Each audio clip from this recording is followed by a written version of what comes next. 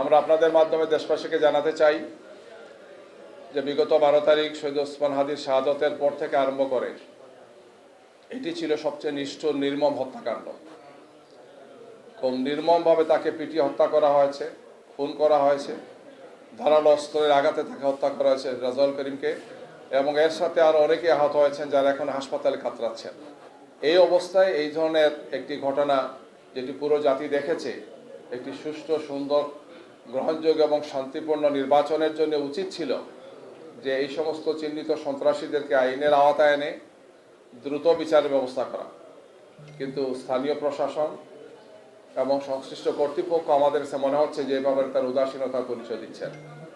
আমরা আপনাদের মাধ্যমে জাতির কাছে বিচার দিতে চাই যে এই ধরনের হত্যাকাণ্ডের বিচার হওয়া উচিত। দোষীদেরকে আইনের আওতায় এনে তাদেরকে যথাযথ শাস্তির ব্যবস্থা করা উচিত। অন্যথায় দেশবাসীর কাছে, জনগণের কাছে এটি প্রমাণিত হবে যে খুন করেও পার পাওয়া যায়। ফেসিবাদের সময়গুলো হয়েছে, বিগত সরকারের সময় ফেসিবাদ এই সমস্ত কাজগুলো করেছে, যার ফলশ্রুতিতে জনমনে মারাত্মক ধরনের ক্ষোভ তৈরি হয়েছিল এবং গণ অভ্যুত্থানের মাধ্যমে ফেসিবাদকে বিদায় নিতে হয়েছিল। আমরা শহীদ রেজাউল করিমের খুনিদেরকে অবিলম্বে গ্রেফতার করে আইনের আওতায় এনে সুষ্ঠু বিচারের মাধ্যমে আমরা মনে করি তাদেরকে যথাযথ শাস্তি দেওয়া উচিত।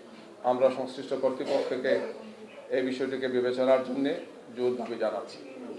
সম্মানিত সাংবাদিক বন্ধুগণ, এর সাথে সাথে আপনারা জানেন যে বিগত কয়েকদিনে 17টি জেলার 33টি জায়গাতে বিভিন্নভাবে সন্ত্রাসীরা এবং বড় একটি দলের নেতা এবং কর্মীরা উস্কানি দিয়েছেন আমাদের মহিলা বা নারী কর্মী যারা ভোটের জন্য কাজ করছেন, তাদেরকে হুমকি দিয়েছেন, তাদেরকে অশালীন মন্তব্য করেছেন এবং তাদের প্রতি এমন সব আচরণ করেছেন, এমন সব কটূক্তি করেছেন যেটা কোনো সুস্থ মানুষ এটা কল্পনা করতে পারেন না।